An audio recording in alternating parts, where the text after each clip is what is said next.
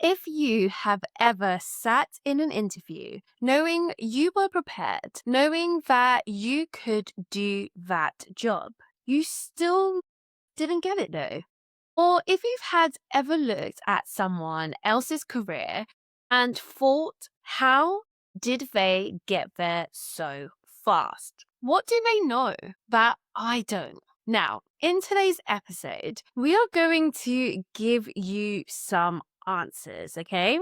Because today we are breaking down one of the most strategically brilliant career pathways of the last decade, stage by stage, and extracting every principle you can use. Because the decisions this woman made, the mindset she had, and the moves she chose at every stage of her career are just a masterclass in what actually building a career that lasts actually looks like. So, by the end of this session, you will have 4 principles, 4 diagnostic questions, and 1 clear action you can take this week. That is what we are doing today, right? Before we actually get into it, I want to name what we are doing today because this is something a little different to what we usually do. And it's something I'm going to be bringing back once a month. This is what we call the career in focus. Once a month on Breaking the Timeline, I'm going to take one person, and I mean one person, someone whose career trajectory is worth studying, and we are going to pull it apart together.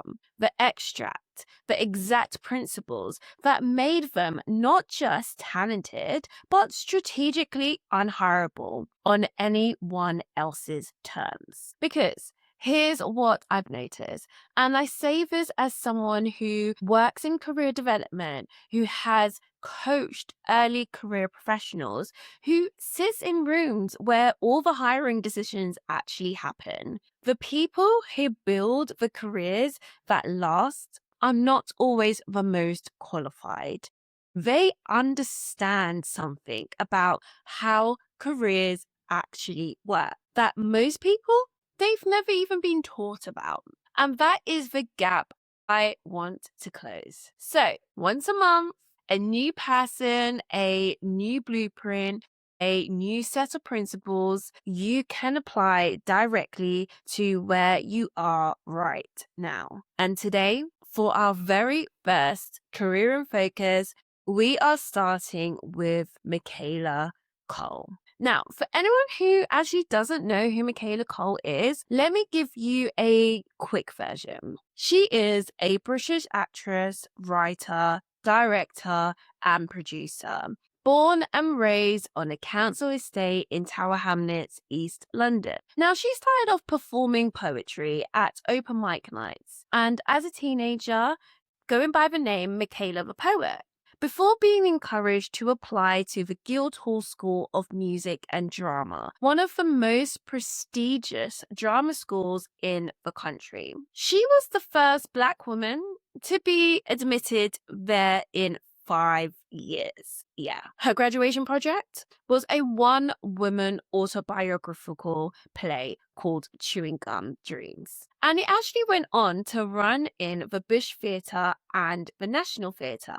That play, that became the Channel 4 sitcom Chewing Gum, which she wrote entirely herself and won a BAFTA for. Then came I May Destroy You in 2020, a show she wrote, produced, and co-directed and starred in, inspired by her own experience of sexual assault. She turned down $1 million from Netflix, okay, to make it on her own terms. It became the one of the most critically acclaimed television series of the decade. She won a Primetime Emmy, the first Black woman ever to win in that category for writing. She has also written a book, delivered the keynote at the Edinburgh Television Festival, the first Black person ever to do so, and be named in Time's 100 most influential people. Council estate in East London to Emmy winner on her own terms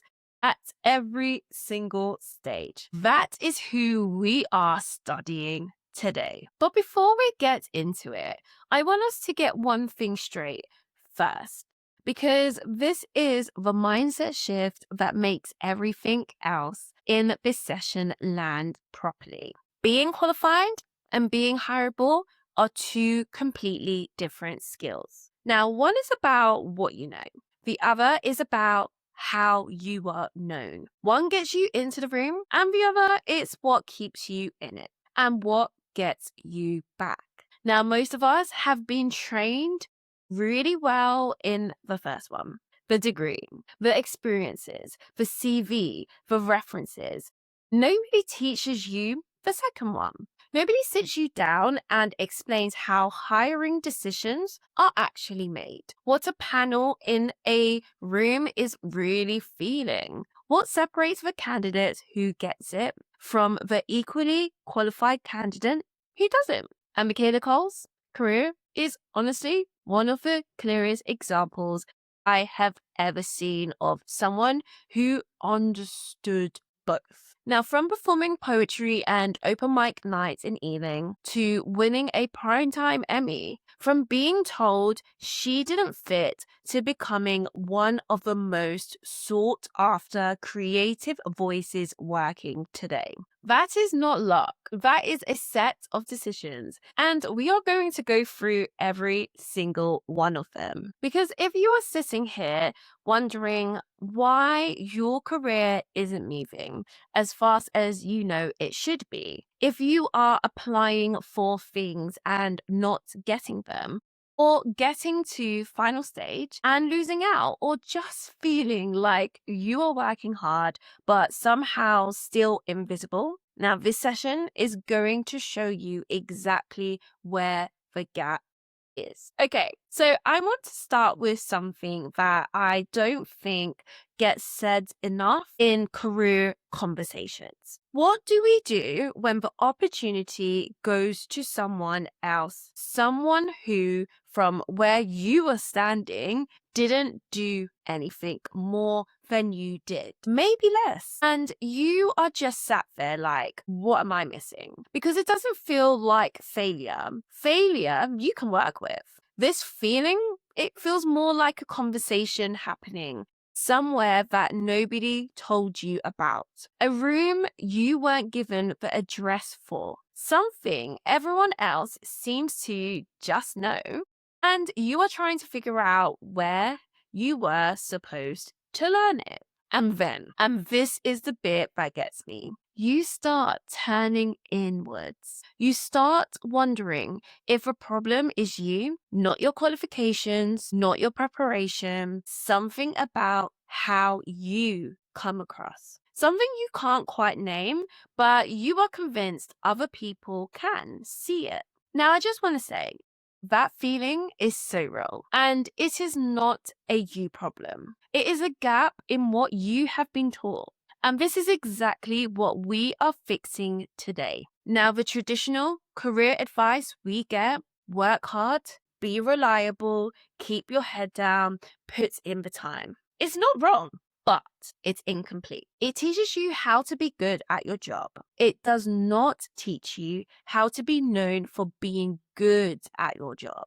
And in a competitive environment, in a hiring process, those two things, they are not the same. Now, the people who are getting the roles, the opportunities, the rooms that seem to be moving faster than yours, they are not necessarily more talented. They just learn consciously or not a set of principles that most career development conversations, they don't even bother cover. Now, Michaela Coel's career, it gives us these 4 of those principles in the clearest possible form. And in today's office hours, we are going through every single one of them with a diagnostic question at the end of each stage. But I want you to actually go away and sit with and answer these for yourself. So let's open the office. So here is where Michaela Coel's story starts.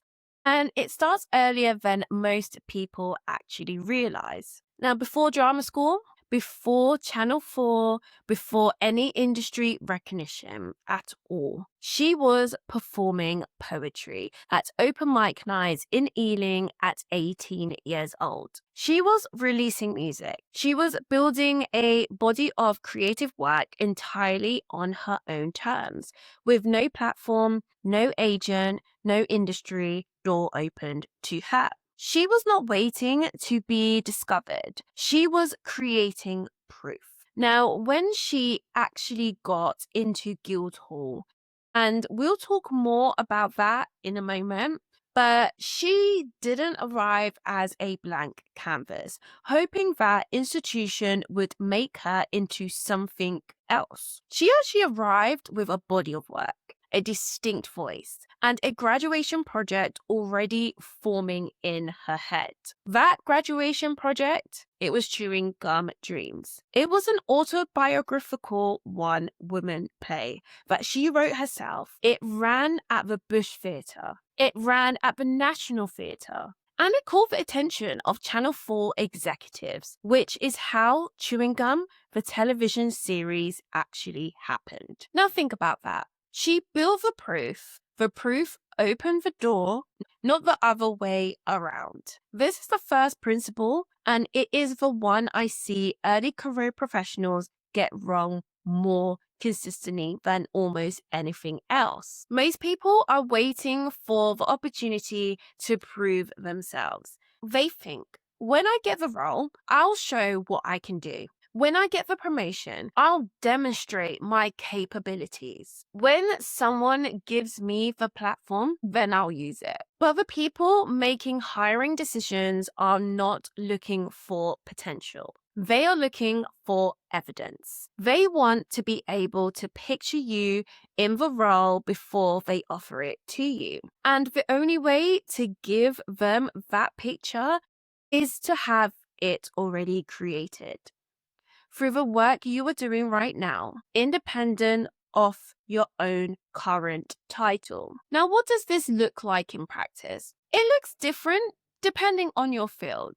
But in teaching and in education, it might be a project you led, a resource you created, a workshop you ran outside your contracted hours. In any professional field, it might be a piece of writing, a talk you gave, a community you built, a problem you decided to solve that wasn't technically your job to solve in the first place. The point is not the format. The point is that you are building visible, referable proof of your capability before the opportunity arrives to use it. Now, I want you to ask yourself this. What are you building right now that demonstrates what you are capable of, independent of your current job title? If someone asks you to prove your capability tomorrow, before an interview, before an application, what would you point to? Now, if the answer is unclear, that is your first action.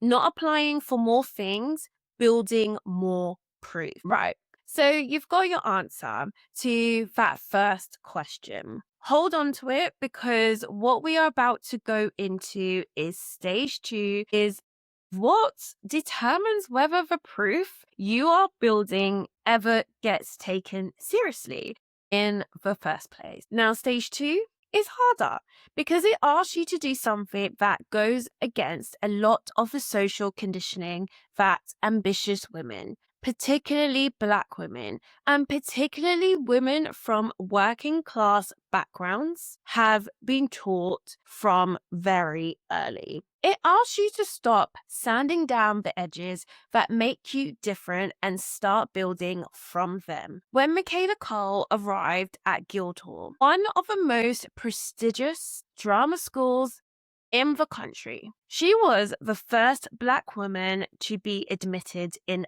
5 years. And I need you to hear that. She experienced racist verbal attacks from fellow students. She was described by the head of the school as the elephant in the room. Now, she didn't disappear into that. Instead, she wrote from it. Chewing gum was rooted in the specific world she came from. The council estate in Tower Hamlets, the Ghanaian immigrant household, the Pentecostal faith she grew up in and later moved away from. At a time when the British television industry would have preferred something, say, more pleasing, more familiar, more universal, she wrote something that was unmistakably, unapologetically hers. And the audiences who saw themselves in it, who had never seen themselves on screen before, respected it with exactly the kind of loyalty that cannot be manufactured. Here is the principle. The thing that makes you feel like you don't quite fit in the room, the thing you minimize in applications and interviews, the thing you gloss over or soften because you are worried it will make you look less professional or less serious, is very often your sharpest differentiator. I see this constantly with early career professionals. They walk into interviews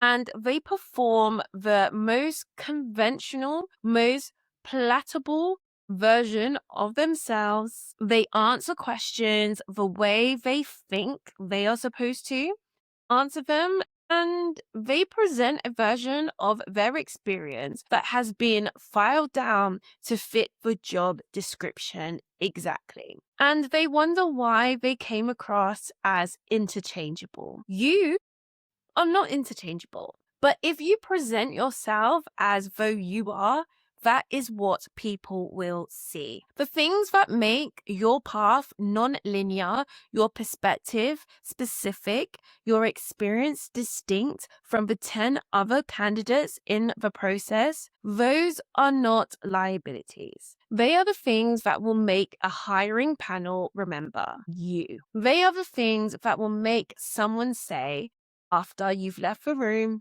that candidate, they brought something nobody else brought.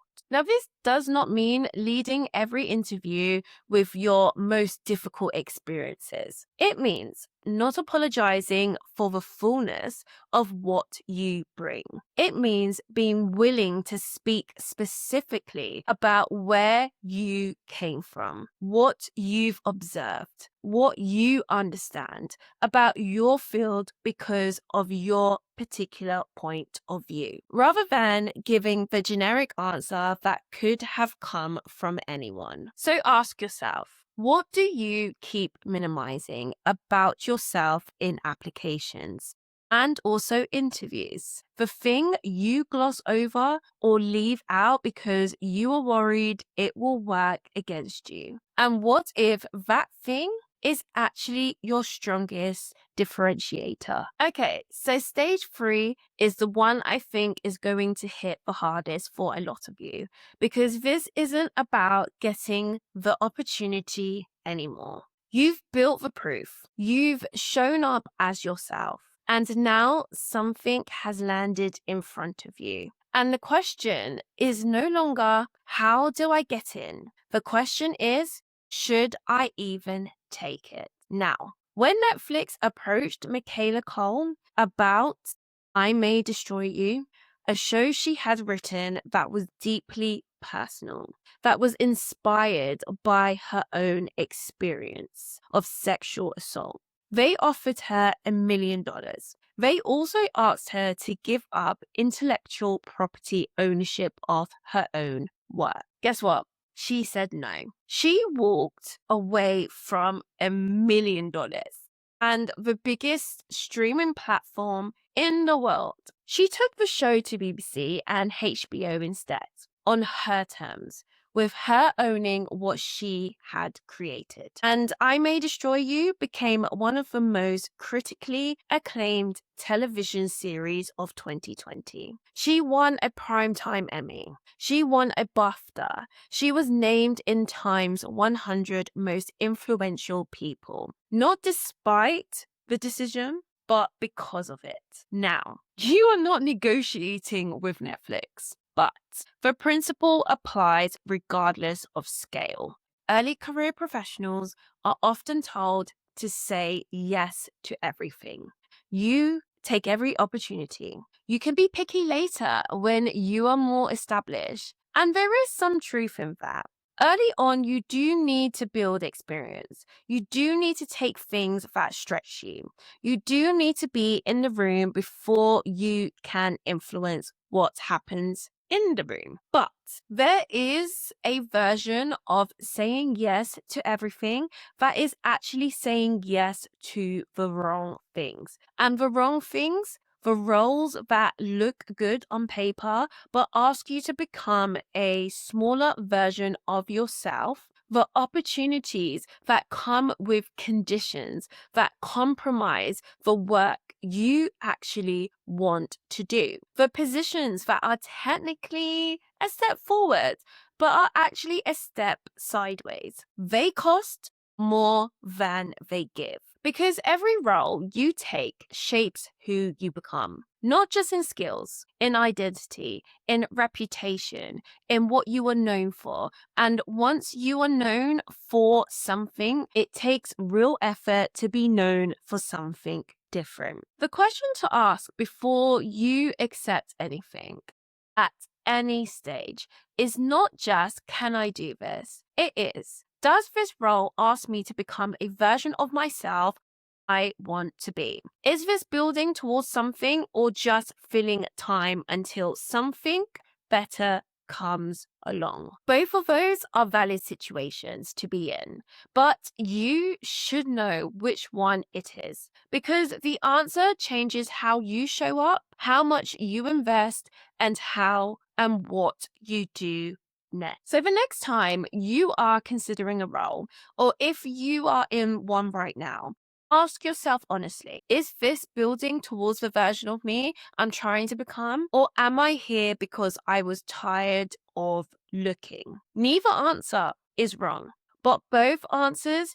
tell you something important about what to do next. Now, the fourth principle is the one that separates the professionals who are good at their jobs from the professionals who are recognized as authorities in their field. And the gap between those two things, it isn't talent. It is a voice. In 2018, Michaela Coel was invited to deliver the James McTaggart Memorial Lecture at the Edinburgh International Television Festival. She was the youngest woman ever to do it, the first Black speaker in the festival's history. She could have used that platform to promote her work, to talk about what she was making, to position herself within the industry in the safest, most strategic way possible. Instead, she used it to ask the industry a hard question. She disclosed publicly that she had been drugged and sexually assaulted during the production of chewing gum. She turned the most prestigious platform in British television into a conversation about how the industry treats young women. She said the uncomfortable thing in the most prominent room available to her, and she said it clearly. That lecture became a book. The book articulated a philosophy. That philosophy, which she called being a misfit, owning your differences, refusing to edit yourself to fit a room that wasn't built for you, that became the lens through which everything she made was understood. Now, the principle here is not that you need to disclose something painful in a public forum. That is not what I'm saying. The principle is this. Your authority in any field is built as much by how you articulate your thinking as by what you produce. People hire people whose thinking they trust. And trust is not built through output alone, through the work you hand in, the projects you complete, the boxes you tick. It is built through the way you speak about your field, the questions you ask in public, the perspective you bring to conversations that other people are having. For your audience, this looks like writing. It looks like the way you respond in team meetings. It looks like the questions you ask in interviews, not just the answers you give. It looks like whether you have a Substack, maybe a newsletter, a podcast, a LinkedIn presence, a body of thinking that someone could find before they meet you in person and already know what you stand for. Because here is what I know from being in hiring processes. Before a candidate walks into the room, the panel often knows more about them than the CV shows. They are Googled. They are looked at on LinkedIn. They have read whatever is publicly available. And the candidates who already have a visible, coherent point of view, who can be Googled and understood before the interview begins, arrive with an advantage that no amount of interview preparation can replicate. Your voice is part of your employability, not a nice extra, part of it. So, where are you currently visible as a thinker in your field? If someone searched your name today, what would they find? And does what they find represent the version of you that you want to be known as? Right. So we have just broken down 4 stages of one of the most intentional career trajectories of the last decade. And I don't want you to walk away from this feeling inspired and then do nothing with it. So, here is exactly what I want you to do this week. Go back to those 4 diagnostic questions and identify which one landed hardest. The one which is slightly uncomfortable because it points at something you already know you need to work on. That is your stage. That is where you are in the journey right now. And your one action this week is to move one step in that stage. If it's stage 1, identify one thing you can start building as proof this week. If it's stage 2, write down the thing you keep minimizing and practice saying it plainly. If it's stage 3, make the honest assessment about the role or opportunity in front of you. If it's stage 4, write one piece of thinking in public this week. A LinkedIn post, a Substack note, a comment in a professional community that really represents your actual viewpoint. And last thing before you go, because I generally want to know where you are in this. Come and tell me below in the comments or any of the socials, what stage are you at? 1, 2, 3, or 4. And if you know someone who is job searching, applying for something, or trying to figure out their next move right now, do me a favor and send them this episode. That is exactly who it was made for. So thank you for joining us again today in our episode, and I shall see you next